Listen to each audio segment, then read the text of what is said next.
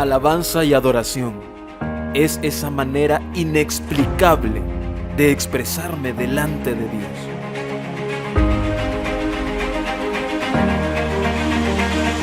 Es postrarnos de rodillas delante de Dios. Es un momento muy especial en donde todo deja de existir y Él es el centro. Es la manera donde yo le entrego mi talento a Dios.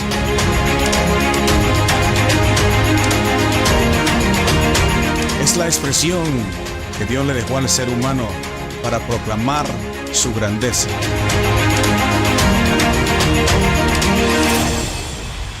Es una experiencia de vida y amor genuino hacia Él.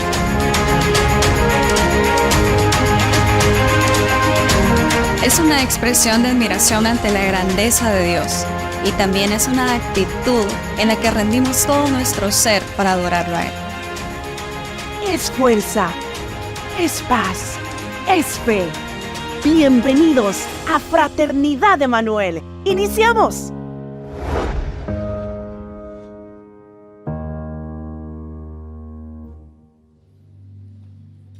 Una ruta desconocida es el mensaje de esta noche. Diga conmigo, ruta. Dígalo como si ya cenó. Ruta desconocida.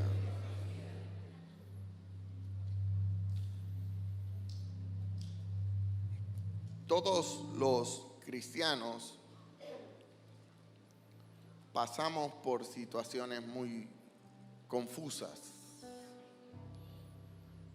A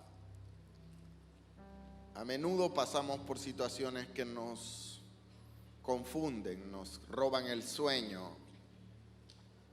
nos preocupan. Son como temporadas o épocas de oscuridad, donde la visión se nubla y donde no entendemos por qué estamos ahí, cómo entramos ahí, y literalmente desconocemos hacia dónde vamos a llegar. Y nos encontramos como cristianos, aunque realmente somos gente de fe. ¿Cuánta gente de fe hay aquí?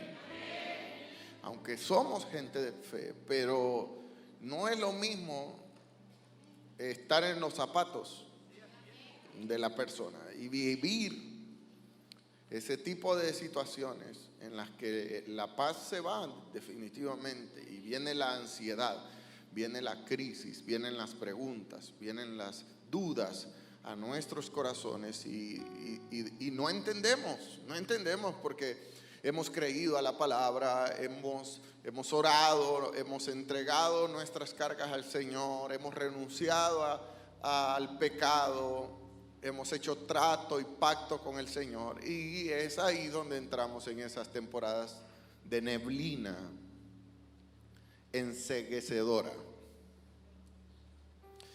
Yo le llamo ruta desconocida porque entramos ahí y literalmente no sabemos a dónde Dios nos va a llevar. ¿Cuántos están así en este momento? Levante su mano que dice, pastor, yo la verdad no sé para dónde voy. Amén. Entonces esta palabra es para usted. El profeta Jeremías, en medio de una oración, reconoce lo siguiente. Jeremías capítulo 10 versículo 23. Mira cuánta sabiduría hay en este verso. Jeremías capítulo 10 versículo 23, en medio de una oración, el profeta Jeremías dice: conozco, es decir, tengo la certeza, yo sé, oh Jehová, que el hombre no es señor de su camino. Gracias. Vamos a repetirlo para que usted lo vaya comprendiendo mejor. Dice, conozco, dice Jeremías, entiendo, tengo la certeza, sé, oh Jehová, que el hombre no es señor de su camino. No nos mandamos nosotros solos, ni tenemos control nosotros mismos de nuestra ruta diaria. Y dice, ni del hombre que camina el ordenar sus pasos. En la Nueva Versión Internacional dice, yo, Señor, sé que el hombre no es dueño de su destino. Permítame decirle que nosotros podemos tener sueños, metas, anhelos y planes y todo lo que usted se quiera imaginar, pero está bien que nosotros planeemos, está bien que nosotros nos preparemos, está bien que nosotros seamos precavidos en muchas cosas y ahorremos y establezcamos metas y todo lo demás, pero siempre será por la voluntad de Dios que nosotros podamos lograr esas metas. Será Dios el que dé luz verde a nuestros planes y será Dios el que también va a poner el semáforo en rojo cuando Él crea que no es lo correcto. Dice, yo sé que el hombre no es dueño de su destino. Toca a la persona que tienes a tu lado y dile, tú no eres dueño de nada. Y dice que no le es dado al caminante dirigir sus propios pasos. Quiero que sepa esta noche que es absolutamente Dios el que guía nuestros pasos. Y Él nos lleva un día a la vez. El Señor nos lleva un paso a la vez. Por eso trate de disfrutar el hoy y no se estrese por el mañana. Disfrute que hoy Dios nos dio para tener una suculenta cena en nuestra casa.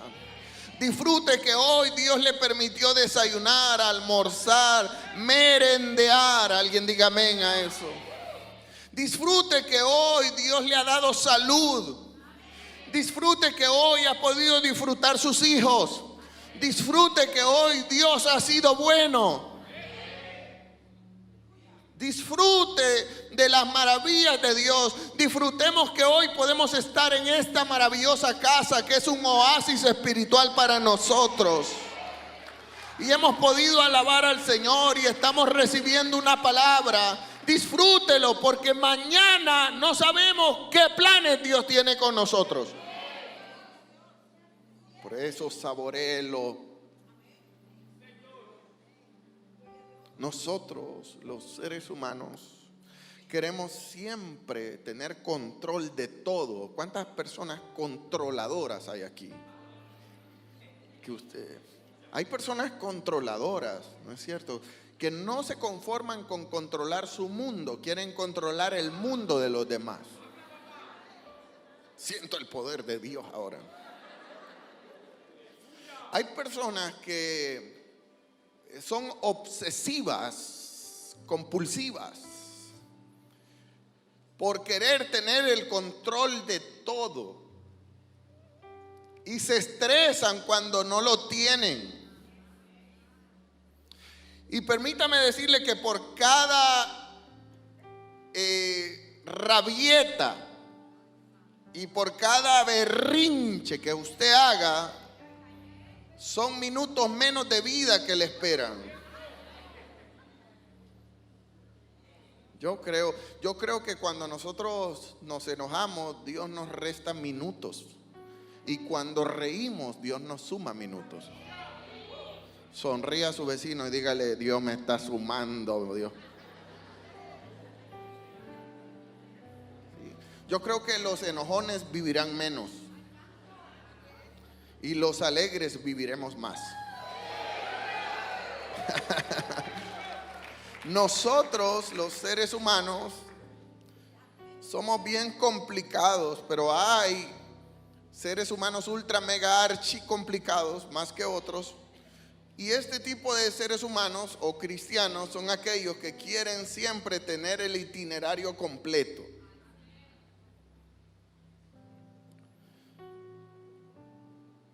Son aquellos seres humanos que quieren tener siempre el control, planear todo, que las cosas salgan con exactitud y hasta nos enorgullecemos de eso. Decir, no, es que yo soy perfeccionista. Levante la mano todos los perfeccionistas. Así que usted quiere tener todo perfecto y quiere que las cosas salgan como usted dice. Generalmente las personas perfeccionistas son ególatras. Son personas que no han entendido lo que Jeremías dice. Vuélveme a poner el versículo porque me encanta y el mensaje no ha comenzado. Dice, el hombre no es dueño de su destino. Y entonces, ¿qué hace un perfeccionista en un mundo imperfecto? En el que él no puede tener el control. ¿Sabe qué es lo que está haciendo? Estresándose y muriéndose lentamente. Lentamente se muere cada día en medio de sus rabietas. Gracias. Y los que confiamos en el Señor y que entendemos que nada sucede si no es la voluntad de Dios. Y si Dios puso el semáforo en rojo, gloria a Dios. Y si Dios puso el semáforo en verde, gloria a Dios. Y si Dios puso el semáforo en amarillo, gloria a Dios. Entendemos que nada sucede si no es la voluntad de Dios. Por eso los cristianos no podemos ser gente controladora. Ni tampoco podemos ser gente que nos estemos sorprendiendo de lo que va a suceder mañana o va a suceder ahora mismo, dentro de un rato, cuando salgamos de la iglesia. Simplemente tenemos que gozarnos. Gózate en medio de las sorpresas de Dios. Yo puedo decir, hoy voy a comer pupusas, pero de repente yo puedo salir y Dios puede poner en el corazón de un hijo espiritual que me diga, papá, padre espiritual, pastor o Luis, como sea, te quiero llevar a comer un par de semitas mieludas y yo me voy a gozar. No sé si usted me está... O pastor, lo invito a comer un panchuco, un mataniño. Uno nunca sabe. ¿Se acuerdan de aquel mensaje tan maravilloso que se llamaba Los caminos de la vida? No son como nosotros pensamos. Siempre Dios nos está sorprendiendo. Porque a Dios le gusta llevarnos día a día. Por eso la palabra del Señor dice que cada día tiene su propio afán. Y también la palabra dice que nuevas son cada mañana sus. No te desesperes por lo que pasará mañana. Tú, estoy hablando a ti, desesperín. Estoy hablando contigo, alterado. Estoy hablando contigo, mecha corta. Estoy hablando contigo, ultra mega controladora. No te desesperes por lo que pasará mañana. Permíteme decirle que así como Dios tuvo cuidado de ti ayer, está teniendo cuidado de ti hoy, también tendrá cuidado de ti mañana. Alguien diga gloria a Dios esta noche. Lo hermoso de esto es permitir que la ruta por donde Dios quiera que yo camine no es mi ruta, pero es su ruta. Y eso tiene que darte paz, porque donde Dios te guía a caminar, Él se encargará de proveerte. Permíteme decirte que donde tú quieras caminar, tú te tienes que rebuscar. Pero si tú dejas que sea el Señor el que te lleve por su ruta, eso te traerá paz, descanso y tranquilidad. Porque si tú caminas por donde Dios quiere que tú vayas, tú no tienes que preocuparte por nada. Porque cuando Dios le decía al pueblo de Israel, ve y persigue a tus enemigos, quien los derrotaba era Dios. Israel no movía un dedo. ¿Qué tan dispuesto estás a ir siempre, cada día, a donde Dios? Hoy amanecí con la lengua, se me traba la lengua y se me lengua la traba. ¿Qué tan dispuesto estás a ir donde Dios siempre quiere guiarte a caminar? Porque somos tercos. Voltea a tu vecino y dile: eres terco. Eres terco. Cada día nosotros amanecemos diciendo: es que yo quiero que las cosas se hagan así. Es que yo quiero que las cosas salgan así. Es que yo quiero que se digan las cosas de esta manera. Es que yo quiero que me correspondan de esta manera. Yo quiero. Y queremos que todo se haga como nosotros queremos. Y cuando Dios nos sale con cosas inesperadas, nosotros nos volvemos locos. Porque muchas veces, permíteme decirle esta noche, que muchas veces Dios lo guiará a lugares y a situaciones que usted simplemente no va a entender. Será Dios tomándote de la mano como cual un padre toma a un niño que no sabe nada de la vida. Permítame decirle que aunque usted sea un viejo y aunque yo sea un joven, y que Dios lo tome de la mano, usted no sabe, usted y yo no sabemos nada. No sabemos nada. No somos nada. Y Dios nos toma de la mano y nos guía, cual padre guía a un bebé aprendiendo a caminar. Y nos agarra el Señor y nos dice: no, hijo, por ahí no es. Yo te llevaré. Yo te guiaré. Yo te enseñaré. Porque el Señor dice: porque mis pensamientos no son tus pensamientos, ni mis caminos son tus caminos.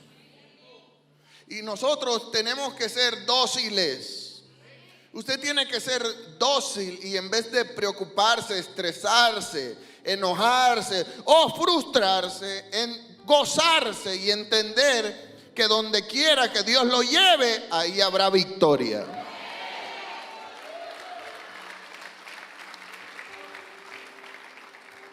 Hay muchos cristianos hoy confundidos en medio de una neblina, diciendo: ¿y qué espera de mí? Y por tonteras, hermano, por tonteras. Pastor, estoy en medio de una neblina, mi novio me dejó. Qué gran neblina, Brittany. Estoy en medio de una neblina, pastor, porque creo que estoy enamorado. Los seres humanos somos tan ilusos que a veces nos creemos entrar en neblinas en nuestra mente. Pero de verdad hay neblinas oscuras, como enfermedades inesperadas, como bancarrotas inesperadas, como momentos en los que uno no sabe con qué va a pagar mañana, porque literalmente estamos a cero. Hay momentos en los que todos los síntomas dicen que el resultado será malo. Y estamos en ese compás de espera, en medio de una gran angustia, diciendo: será malo, será malo, será malo, será malo. Y Dios dice: ten paz, Jairo, tu hija no ha muerto, aunque todos digan que ella murió, yo la resucitaré. Porque nosotros, no es de nosotros lo que vendrá. Por eso me encantaba la alabanza que cantábamos, que decía: sendas Dios hará donde tú piensas que no hay. Porque Él obra de maneras que nosotros no podemos entender. Tú estás aquí hoy pensando, pastor, mi vida no sirve, mi vida no tiene sentido, mi vida es un fracaso, nadie me quiere, ni mi familia, he perdido todo. Y te sientes un fracasado, pero solo el hecho de que estés aquí quiere decir que Dios te ama. Y quiere decir que Dios tiene una palabra, una respuesta para tu vida. Permítame ir un poco más allá adentro y profundizar en esto. Esto me recuerda a un hombre en el Nuevo Testamento llamado Felipe. Específicamente en Hechos capítulo 8, no lo vaya a leer por favor, solo se lo voy a mencionar y usted lo puede leer en su casa. Pero en Hechos capítulo 8 se narra la vida de Felipe, un tremendo hombre de Dios usado por el Señor. Felipe atraviesa su mejor tiempo ministerial. No sé si usted me entiende eso. Felipe está atravesando su mejor tiempo ministerial. Permítame decirle que en ese momento, en ese capítulo, se narra que los paralíticos caminaban cuando Felipe los ministraba. Permítame decirle que en ese capítulo se narra que los sordos oían porque Felipe los ministraba. Permítame decirle que en ese capítulo se narra que los endemoniados eran libres cuando Felipe los ministraba. Y había un gran impacto poderoso espiritual en la vida de Felipe y en aquella sociedad por un hombre que era muy usado por Dios. Sin embargo, de manera repentina, diga conmigo repentina, Dios para a Felipe y le dice: Felipe, estás viviendo tu mayor aceleramiento y avivamiento espiritual. Y Felipe dice: sí, Señor, pues ahora detente y vete al desierto. ¿Dónde lo mandó el Señor? Nadie quiere ir al desierto. ¿Por qué Dios, cuando estamos viviendo nuestro mejor tiempo y nuestra mejor temporada, nos cambia las rutas? Como lo hizo con Jonás. Y ya vemos muchos Jonases resistiéndonos a la orden de Dios, porque no nos entra en la cabeza que aunque algo parezca malo, siempre Dios lo convertirá en bueno. Y los desiertos no son sinónimos de derrotas. Los desiertos siempre serán sinónimos de promoción. Cada vez que Dios te introduzca a un desierto es porque te quiere promover. Es porque te quiere. Gracias. Yo no sé si hay alguien que lo entiende, alguien que lo comprende.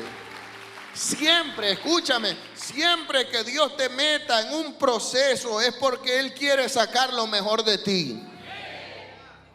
Y Dios tenía planes con Felipe, porque si bien es cierto, Felipe evangelizaba en Jerusalén, evangelizaba donde andaba, donde caminaba, pero Dios lo quería llevar más allá. Y Dios lo saca de la comodidad, Dios lo saca de un ministerio creciente, Dios lo saca de un avivamiento rotundo y le dice: vete al desierto. Y cuando Felipe llega al desierto, Felipe se encuentra con un eunuco etíope en el desierto, con un morenito, para que usted me entienda, con un morenito africano.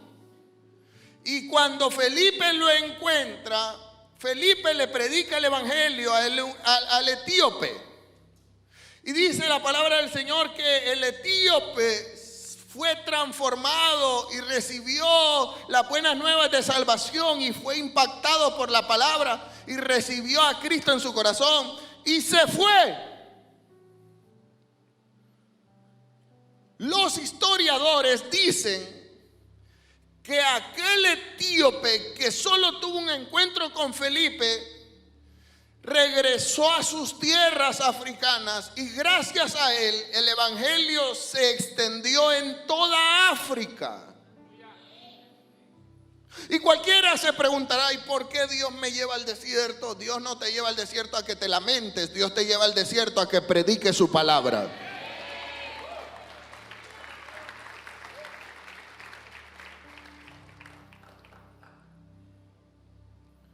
Yo voy a contarle una intimidad. ¿Quiere que le cuente una intimidad? Hace varios años, mi esposa y yo viajábamos, como siempre viajamos. Tomamos un avión y aterrizamos en una ciudad centroamericana.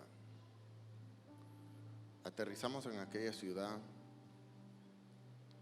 nos bajamos del avión, fuimos a migración, y cuando el agente de migración tomó mi pasaporte, introdujo mis datos en la computadora, me quedó viendo, se levantó de su silla, agarró el pasaporte y se fue y me dejó ahí. Cuando regresó con policías y me dijo: usted está detenido. Y mi esposa estaba conmigo y también usted está detenida. Nos llevaron a un cuartito y no nos decían nada. Y pasaron muchas horas. Después de pasar muchas horas, nos dijeron toda una trampa que una persona había preparado en contra de nosotros. Que la persona lo que quería era dañarnos, pero por alguna razón Dios lo había permitido. No fue un desierto fácil. Permíteme decirle que a usted que lo saquen esposado por un aeropuerto, eso no es fácil.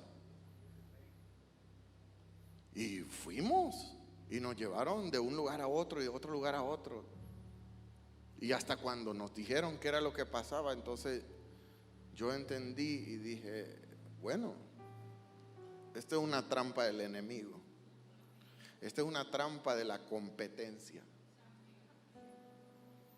Pero todo está bien. El detalle fue que esa noche nos llevaron a una celda. Mi esposa estaba en una celda metida con mujeres así enfrente, y yo estaba en una celda metida con hombres así enfrente. La celda más putrefacta que usted se pueda imaginar. Una cosa horrible, hedionda, apestosa, rodeado de delincuentes. Por algún momento Dios habló a mi esposa donde estaba, y Dios habló a mi vida donde yo estaba, y comenzamos a evangelizar y a hacer culto. Y aquella noche oscura de neblina, aquella ruta desconocida, se volvió en una vigilia de avivamiento.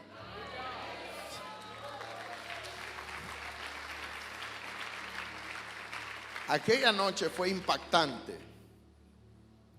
Aquellos hombres que nos vieron, a mí en mi caso y a mi esposa, aquellas mujeres, como raros, después comenzaron a decirnos hermanos. Comenzamos a predicarle la palabra del Señor, y cuando prediqué la palabra del Señor, se convirtió 1, 2, 3, 4, 5, se convirtieron en Cristo todos. Mi esposa tenía a todas las mujeres de rodillas ahí. Comenzó mi esposa a profetizarles y a darles palabra. Aquellos se oían en todo aquel lugar. Pasaron unas horas, y allá por las 9 de la noche, cuando nosotros pensábamos que la vigilia se iba de largo, cuando más avivados estábamos, o sea, aquello era una cosa maravillosa, nos llegaron a sacar. Nos llegaron a sacar. Y nos dijeron, nos llevaron donde el jefe y nos dijeron: señores, a ustedes los quieren dañar, esta es la realidad, perdónennos, ¿dónde quieren que los llevemos? Escoltados, los vamos a llevar al hotel. Ay, discúlpenos, no nos vayan a sacar en Facebook. Y nosotros: no se preocupe, este es el juez, y este juez es corrupto, nosotros lo tenemos identificado como corrupto. Yo quiero que usted entienda esto. Este es un juez identificado como corrupto, y esto se ha prestado para hacerle daño a ustedes, y ya lo pudimos identificar y todo. Y ustedes necesito que se reúnan mañana con una persona de muy alto rango, porque esto hay que resolverlo. Ok. Y nos fuimos a dormir a nuestro hotel y nosotros extrañando la vigilia. Y nos fuimos. Y todo se arregló. Solo fueron unas horas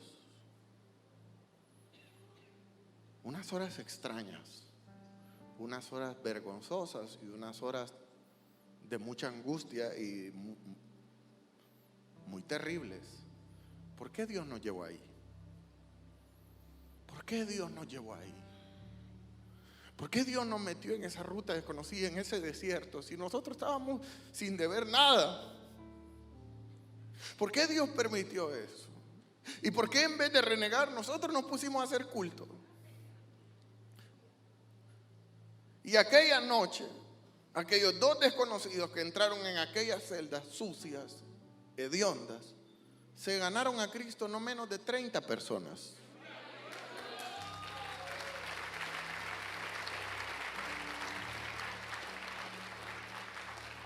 Algunas semanas después,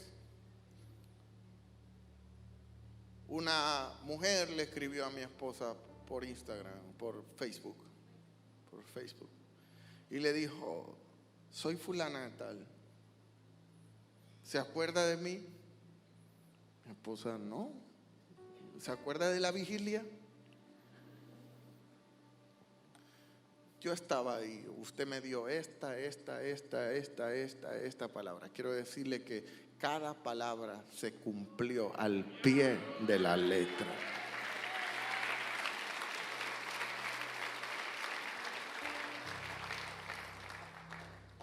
Yo estaba condenada. No era posible que yo saliera, pero yo salí. ¿Cuántos días después? Una semana después que usted me dio la palabra, usted me dijo: en una semana sales, en una semana salí, vas al extranjero. Y quiero decirle que le escribo desde Estados Unidos. Yo no sé si usted entiende que en los desiertos no se reniega, por muy confusos que sean, porque hay desiertos totalmente confusos. Pero en los desiertos no se reniega. Felipe fue al desierto y Felipe se encontró con él. Felipe llevaba un ministerio exitoso donde estaba, pero Dios lo mete al desierto con un propósito. Porque aunque parezca ilógico lo que Dios hace, Él siempre tiene un plan maravilloso. Permíteme decirte que si en este momento tú estás viviendo algo completamente ilógico, si en este momento tú estás viviendo algo completamente incomprensible, que en tu cabeza no cabe y que tú no sabes cómo te entraste ahí y no sabes tan siquiera cómo vas a salir, tú debes de tener paz, porque Dios tiene el control. No es tuyo el control, es de Dios, y Dios tiene un plan maravilloso.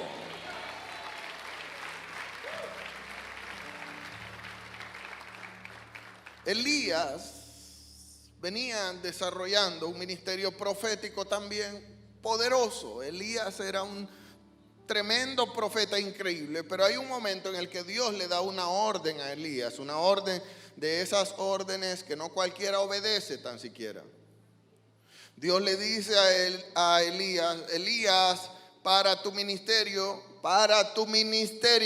y vete al arroyo de Querit y escóndete ahí. Dice la palabra del Señor en el primer libro de Reyes, capítulo 17, versículos 2 y 3.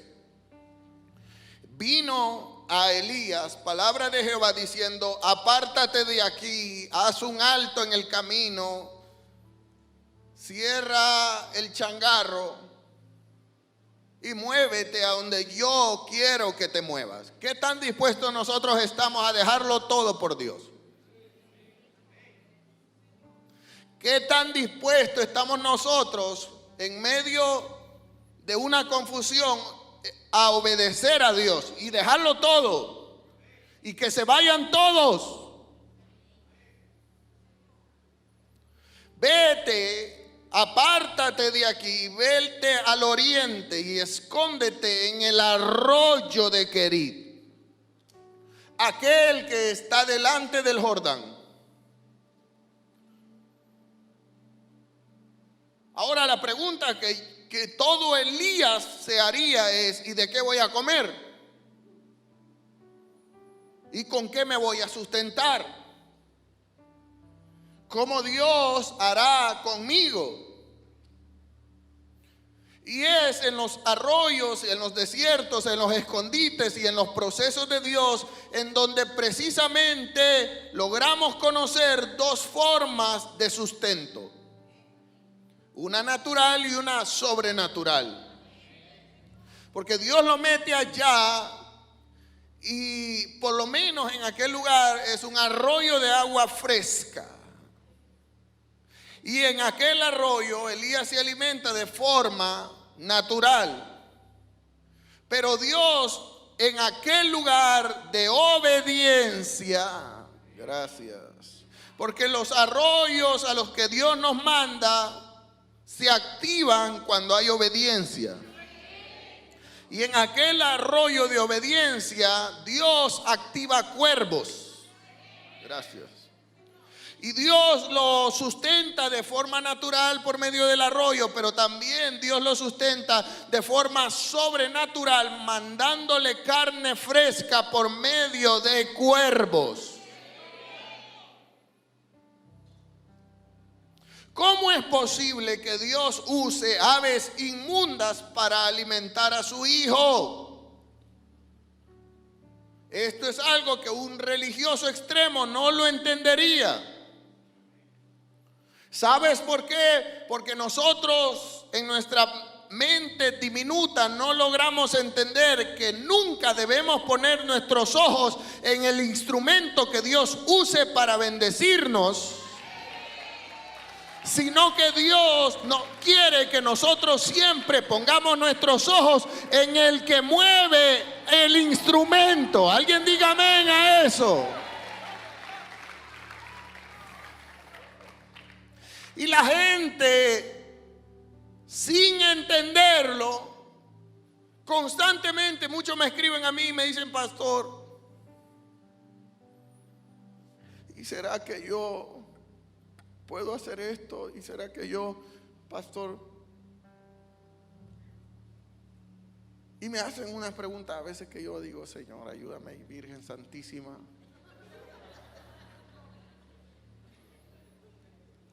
Sobre todo porque están poniendo su mirada en los cuervos. Permíteme decirte que esta es la temporada. Estás hoy en un arroyo en el que Dios te está proveyendo un agua fresca, viva, eficaz. Pero sobre todo es una temporada en la que estás literalmente rodeado de cuervos. Y todos esos cuervos que te están rodeando, Dios los está usando para bendecirte.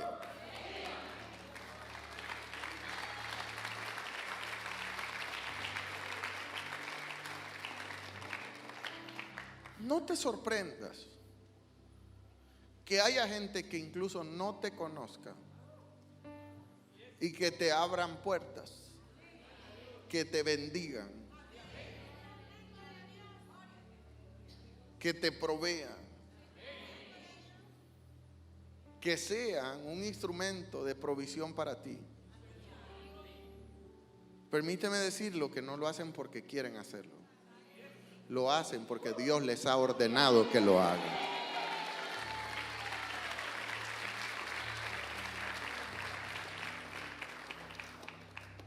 Por eso es que Pablo dice a los filipenses: mi Dios pues suplirá todo lo que os falte.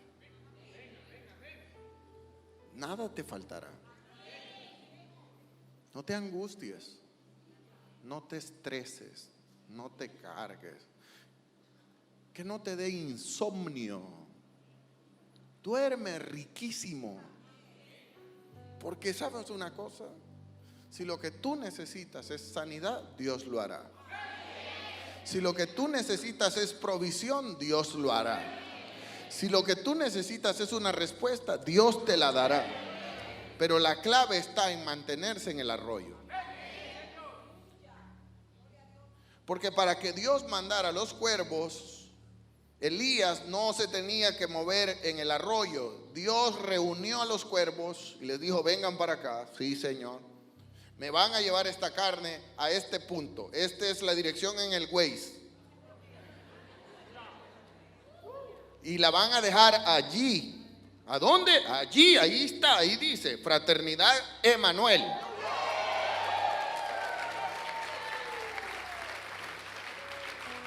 El problema de muchos Elías y muchas Elías es que se mueven del arroyo y los cuervos comienzan a dar vuelta, se comunican con el jefe y dicen: oye, pero nosotros fuimos al punto donde tú nos dijiste, pero ahí no está el tal Elías. Oh, es que de seguro anda cazando por otro lado. Es que de seguro anda queriendo arreglar las cosas a su manera. Es que de seguro se desesperó y anda cazando algún conejo cuando yo le mando puro puyazo y pura entraña. Y todas las hermanas de solteronas de altar andan buscando sus idóneos allá en el centro histórico, cuando lo que tienen que hacer es mantenerse en el arroyo.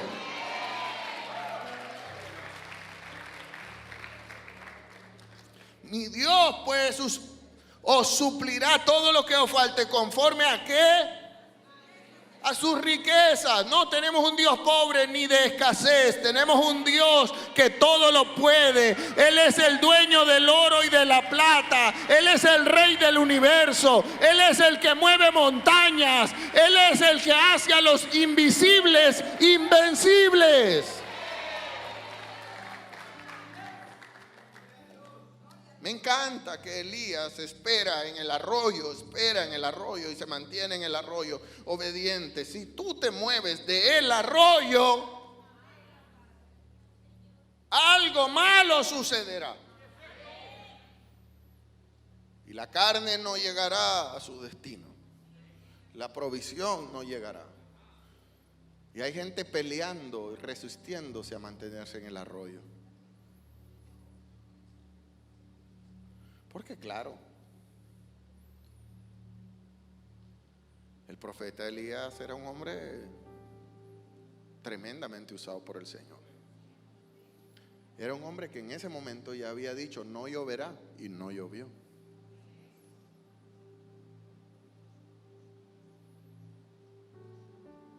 Y es ahí donde entra el egocentrismo humano y la mente, que muchas veces nos confunde, dirigida por el corazón engañoso, diciéndonos: sal de aquí, ¿qué estás haciendo aquí? No, Dios me dijo que esperara. Sí, pero la palabra también dice: ayúdate que te ayudaré. ¿En qué? ¿En dónde dice eso? Me pregunto yo.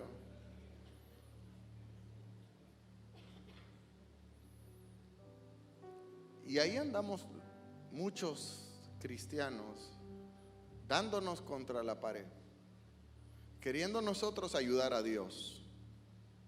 Sin embargo, los Elías sabios, inteligentes y obedientes son aquellos que se mantienen en el arroyo en un tiempo de transición. Permítame decirle que Dios no trabaja con desesperados. Gracias. Toca a tu vecino y dile: ¿cuál es tu desesperación? Es más, ve un poco más allá y dile: ¿cuál es tu locura? ¿Por qué estás desesperado? ¿Por qué no le entregas a Dios tus angustias y ya duermes rico? Pastor, es que usted no sabe que mañana no es mío. Mañana es de Dios. El problema tuyo es que te fuiste del arroyo. El problema tuyo es que quieres que Dios te haga el milagro, pero te moviste de donde Él te dijo que te quedaras. Por Dios santo. Dios no trabaja con desesperados. Dios le dijo a Noé, construye un arca. ¿Cuánto tiempo esperó Noé martillando la tabla? 120 años. 120 años dándole al martillo, dándole al serrucho, raca.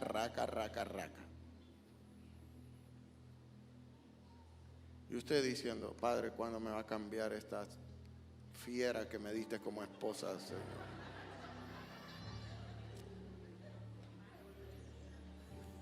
Sigue esperando en el arroyo. Permítame decirle que Dios le dio una promesa a Abraham, una promesa que Abraham anhelaba. Pero Abraham, después que Dios le activa la promesa, esperó 25 years. 25 años Abraham esperó para que la promesa se activara. Permíteme decirle que después de que Moisés salió repatriado de Egipto,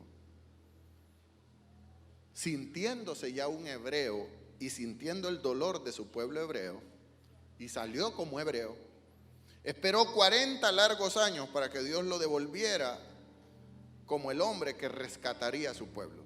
40 años. ¿Y dónde esperó? En el desierto. Permítame decirle que Pablo, el apóstol Pablo, el gran siervo del Señor, el hombre que estableció las bases que hoy nos sostienen como evangélicos, esperó 3 largos años dentro de un calabozo. Y en esos 3 años Pablo escribió cartas, Pablo escribió epístolas, Pablo ministró, Pablo confió, Pablo alabó a Dios por 3 años dentro de un calabozo. Permítame decirle que Dios les dijo a los discípulos, no se muevan de Jerusalén hasta que haya sido manifestado el Espíritu Santo. ¿Y cuántos días ellos esperaron? 10 días para que el Espíritu Santo soplara. Si Dios te dijo ya que te bendecirá y que Él te abrirá la puerta y que Él tiene el control, ¿qué haces tú desesperándote? En medio de la ruta desconocida, ¿por qué no gozas el panorama? ¿Por qué no te gozas del paisaje? Por cierto, un paisaje 100% instagramiable, en el que tú puedes decir, este soy yo en medio del proceso. Esa foto la vas a necesitar mañana cuando ya Dios te haya dado la victoria.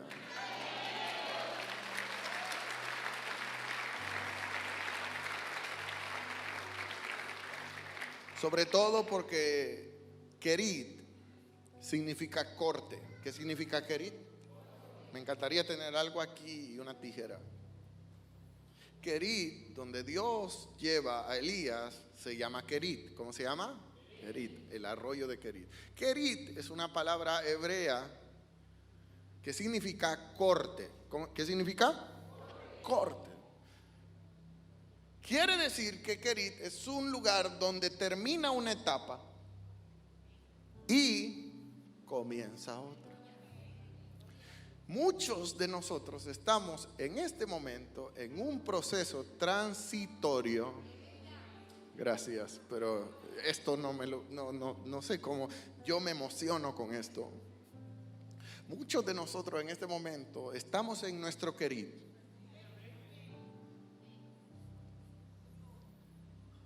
llenándonos. Y Dios se está encargando de proveerte. ¿Te falta algo? ¿Has comido? ¿Tienes vestido? ¿Estás vivo?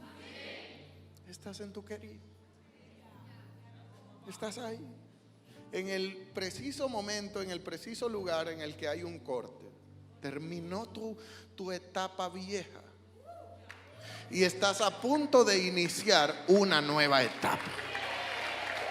Gracias, pero yo no sé si hay alguien emocionado que pueda ponerse de pie y diga, esa palabra es para mí. Gracias, pero yo no sé si hay alguien que puede celebrar esta noche y decir cómo es de Dios de maravilloso, que hoy me está hablando con palabras de amor. Precisamente lo que yo estaba necesitando escuchar es lo que Dios me está diciendo.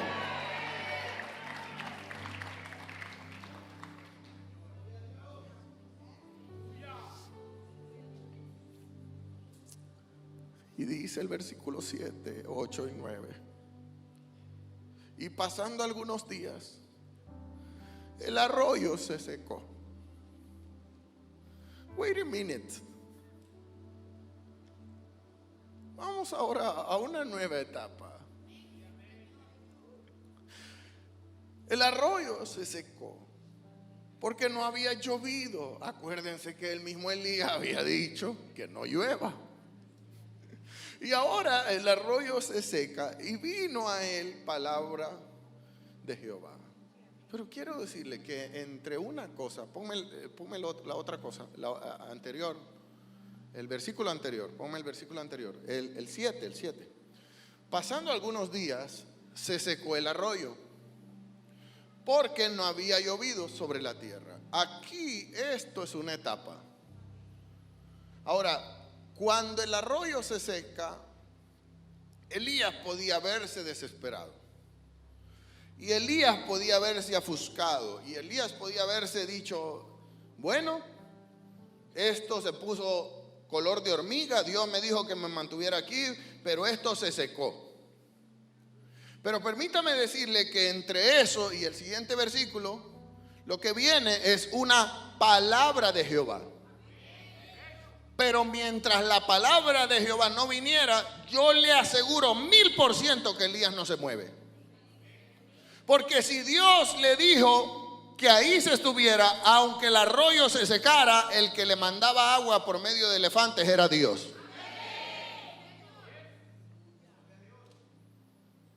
Porque Dios no se equivoca. Porque Dios es poderoso. Y lo que activa a Elías no es la desesperación ni la circunstancia. Lo que activa a Elías es la palabra de Jehová. No te muevas aunque las circunstancias sean contrarias. Si Dios no dijo que te movieras, tú no te mueves.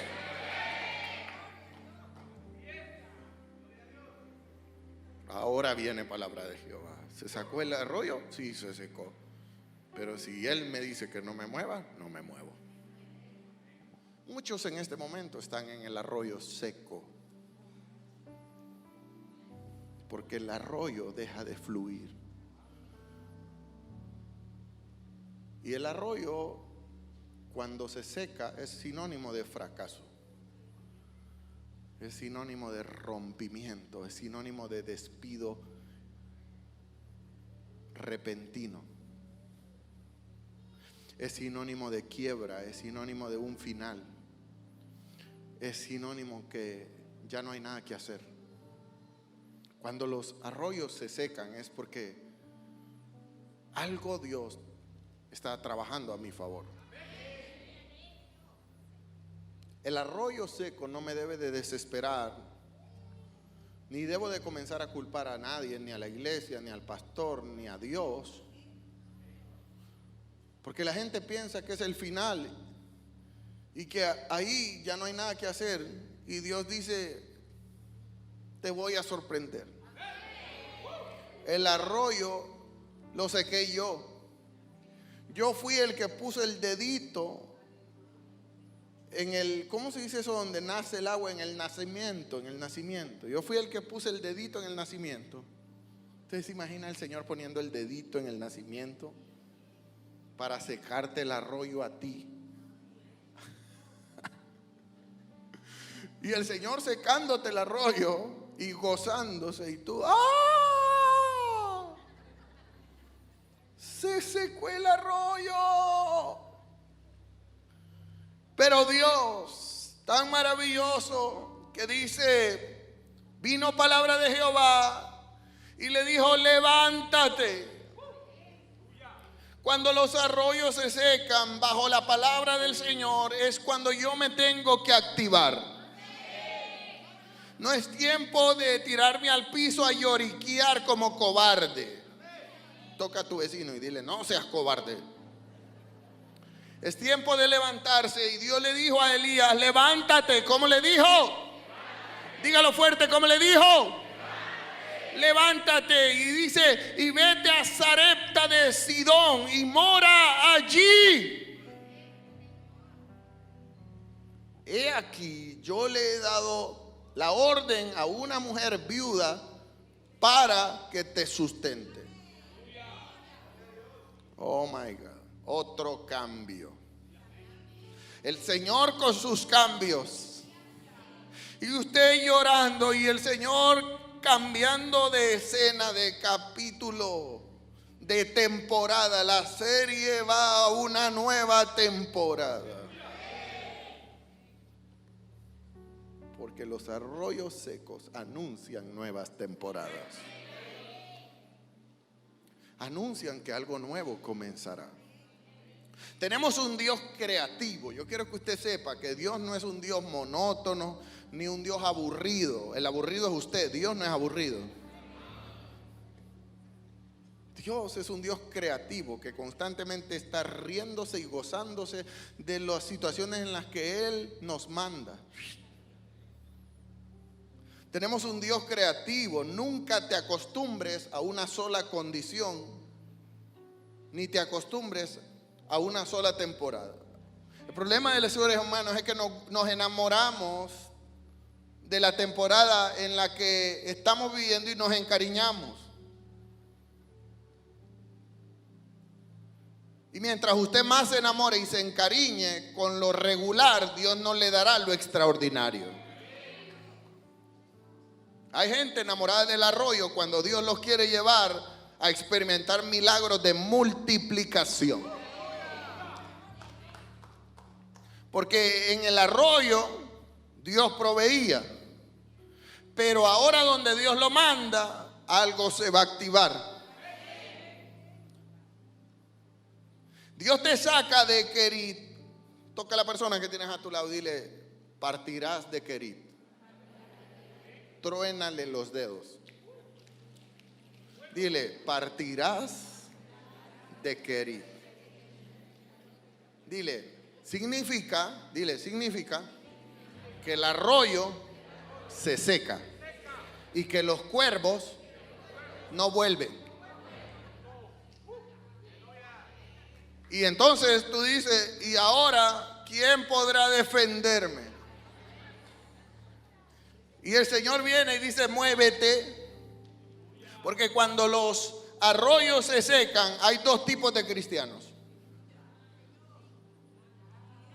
Están los cristianos que se quedan a la orilla del arroyo llorando, recordando aquel caudal. ¿Hay alguna canción que diga aquel arroyo que se secó? Hay cristianos que se quedan a la orilla del arroyo llorando por los cuervos. Ya se habían enamorado de los cuervos. Se enamoraron del cuervo proveedor de carne. Y no se enamoraron del que le daba la orden al cuervo que llevara la carne. Pero hay otro tipo de cristiano, y es aquel cristiano que cuando el arroyo se seca y cuando Dios viene con una nueva orden, él le da la gloria a Dios. Y él entiende que lo que viene es una nueva temporada. Levanten la mano los que dicen gloria a Dios. Levanten la mano los que entienden que lo que viene es algo nuevo. Hay alguien que puede batir sus manos y decir, bienvenido, nueva etapa en mi vida. Atrás quedó el arroyo, atrás quedaron los cuervos, ahora Dios te va a multiplicar.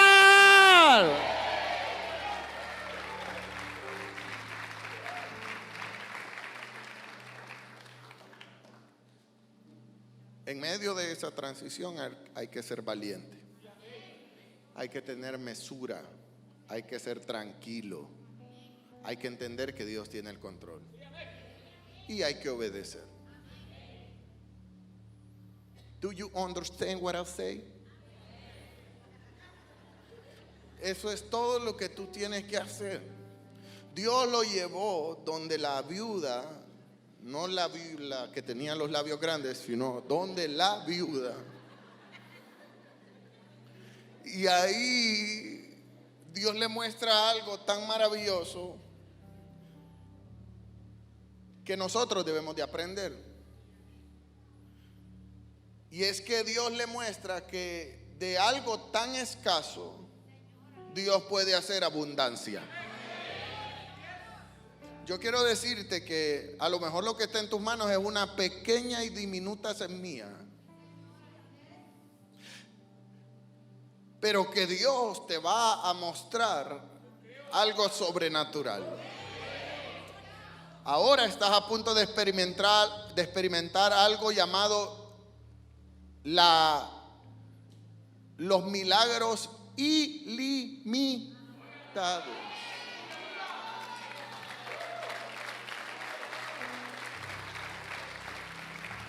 Hay temporadas en las que Dios nos mete donde vemos milagros ilimitados y multiplicadores. Atrás quedaron las restas y las divisiones. Y Dios te introduce en la multiplicación y en la suma. Y Elías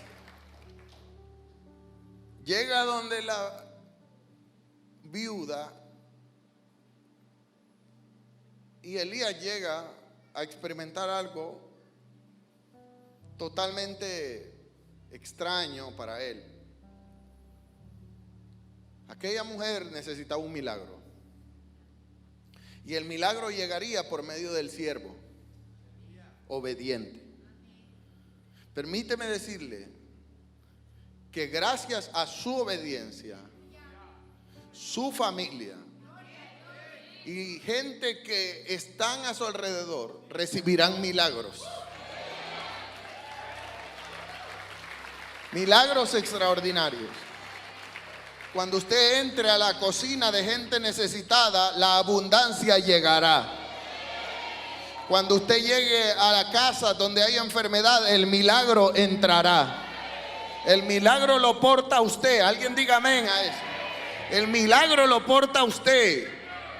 Usted es un siervo obediente de Jehová, que se mantiene obediente en los arroyos, y cuando Dios le dice que se mueva, se mueve.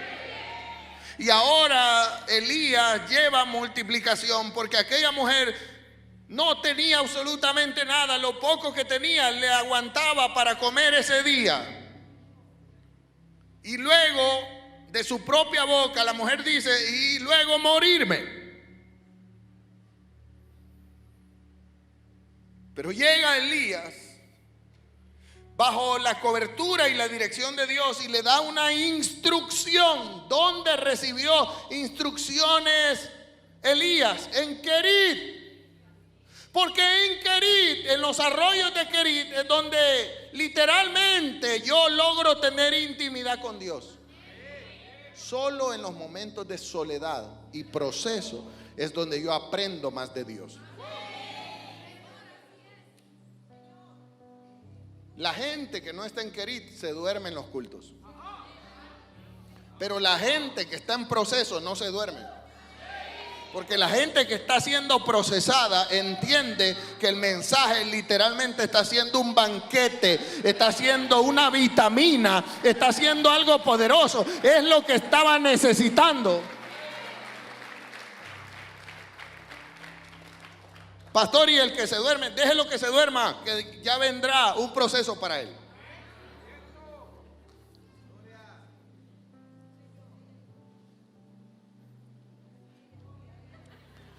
Y ahora llega Elías donde aquella mujer y le dice: hazme a mí primero. Y es que yo creo que los procesos nos enseñan a poner a Dios primero. ¿Dónde estaba Dios cuando tú no eras procesado y cuando lo tenías todo? Ay, ay, ay. Primero estaba el estadio. Primero estaba el gym.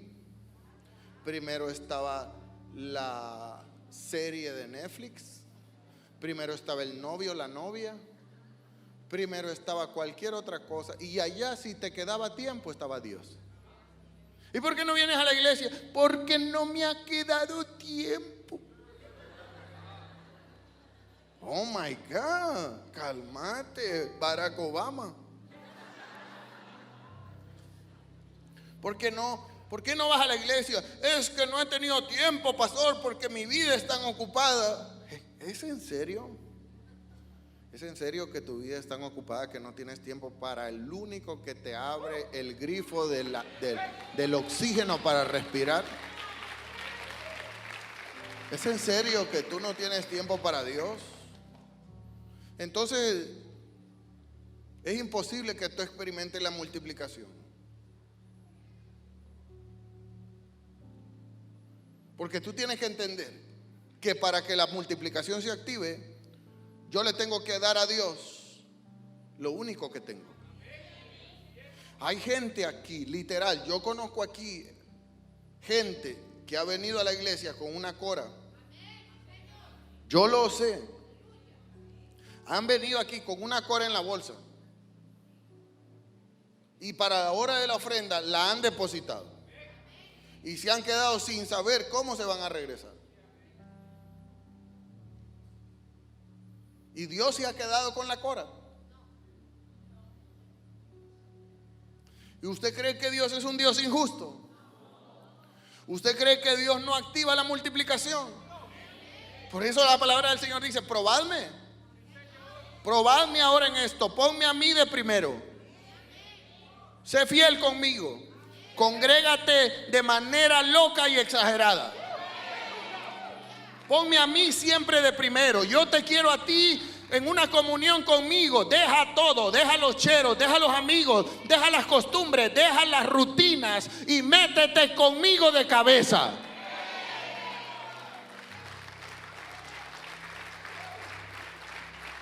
Y entonces te voy a mostrar quién es el que va a hacer que la vasija de harina y la vasija de aceite no mengüe. Entonces dice la palabra del Señor que aquella mujer comenzó a hacer panqueques y semitas mieludas y totopostes. Y dígame otra cosa rica. Quesadillas, ¿ah? Pan francés. Usted ha olido el pan francés cuando lo están horneando. Eso es una locura. Aquella mujer comenzó a hacer, y después de no tener para comer, aquella mujer tenía una panadería. No sé si usted me está entendiendo esto. Dice la Biblia, y sacaba y se llenaba, y sacaba y se llenaba, y sacaba y se llenaba. Y yo quiero decirte que saliendo de tu querer viene tu mayor etapa de bendición.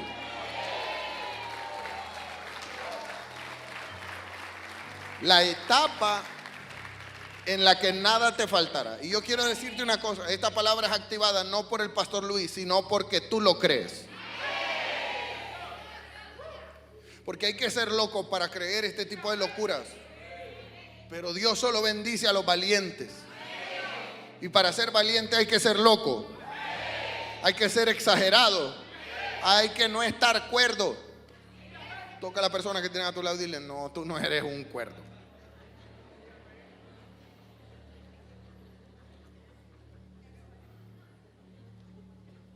Pastor, ¿por qué nos dice esto? Porque esto no tiene lógica humana. La lógica humana es ver para creer. Esa es la lógica humana, ver para creer. Yo veo, yo creo. La lógica de Dios es creer para después ver. Esa es la lógica de Dios. Primero lo creo, lo hago mío, lo arrebato. Y después lo veré, lo experimentaré, lo tocaré, lo palparé. lo viviré, lo gozaré. ¿Cuántos aquí están preparados para gozarse?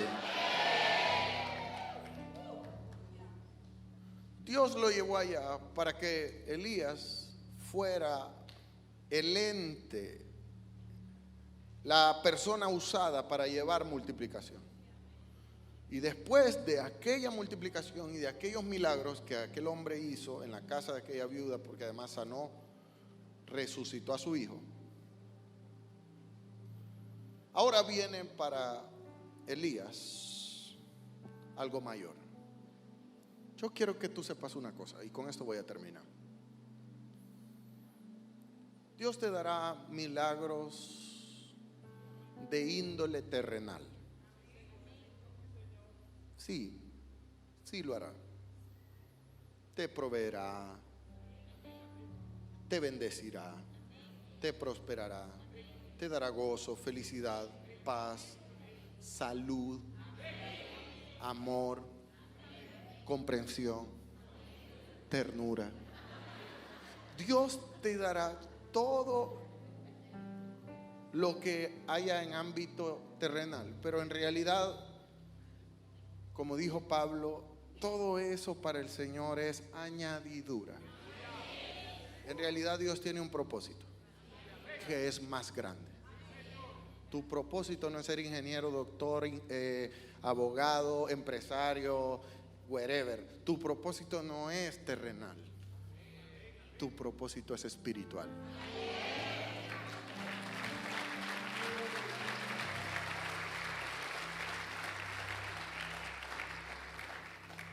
Se goza el Señor cuando por medio de nosotros hay multiplicación, hay bendición, hay milagro, claro.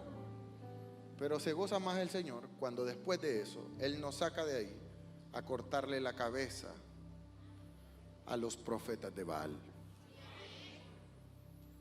Porque precisamente después de eso Dios toma a Elías y Dios le dice a Elías: ok, Elías, ¿te gustó lo que has experimentado? Sí, Señor, qué bárbaro. Me encantaría ir de viuda en viuda.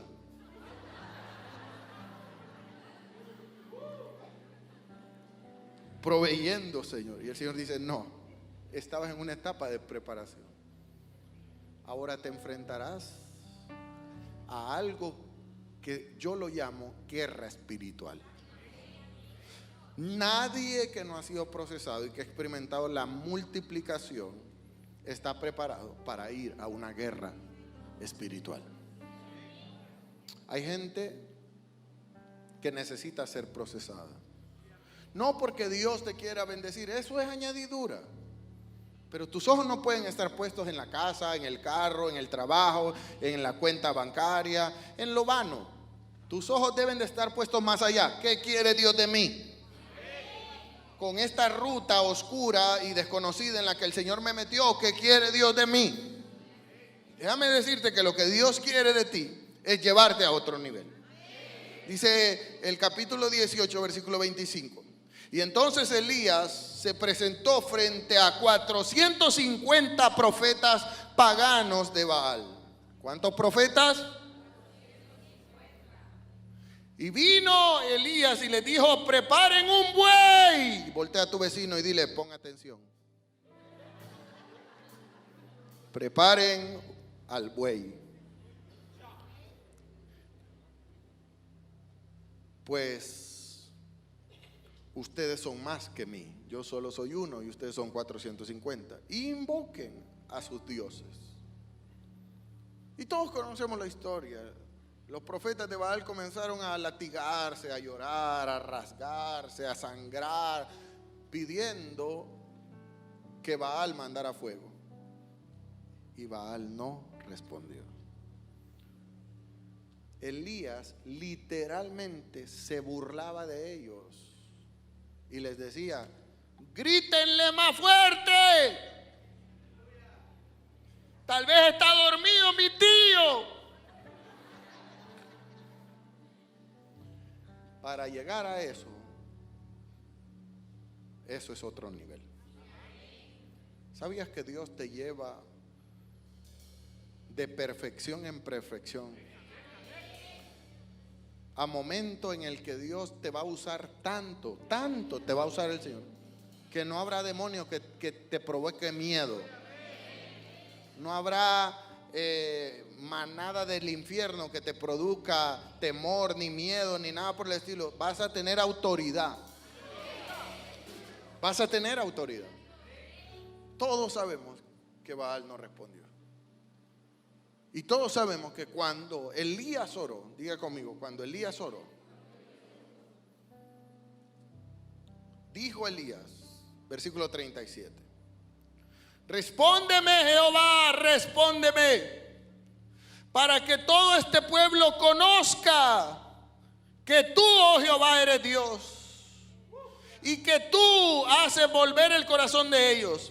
Y entonces aquel hombre que un día estuvo en el arroyo de Querit, gracias, aquel hombre que fue procesado, aquel hombre que entró en una ruta desconocida, dice la palabra del Señor que vio con sus ojos caer fuego del cielo. Alguien diga amén a eso. Y dice la palabra del Señor que aquel fuego consumió el holocausto. Y dice el versículo 39, y todo el pueblo lo vio y cayeron sobre sus rostros y dijeron, Jehová es Dios, Jehová es Dios.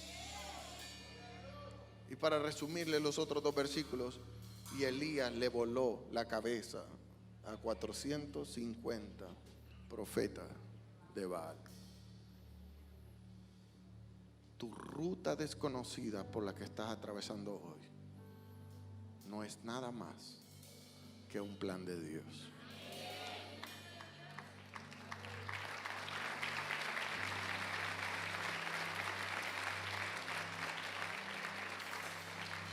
No te quejes, no te quejes, no te desesperes,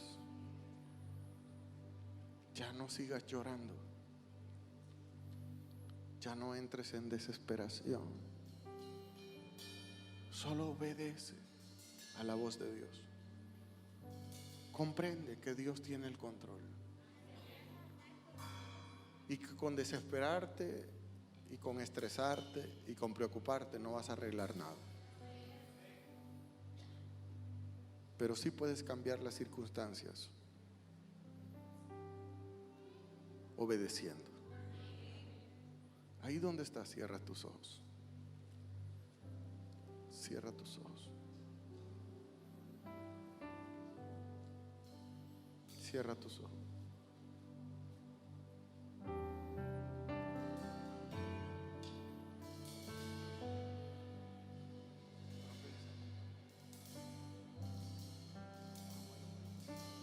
Ahí donde estás, cierra tus ojos. Y yo quisiera que personas sinceras esta noche me dijeran, pastor, esta palabra tenía mi nombre. Si esa eras tú, ponte de pie. Ponte de pie. Si tú dices, pastor, esta palabra era para mí, precisamente era mía, ven al altar rápido.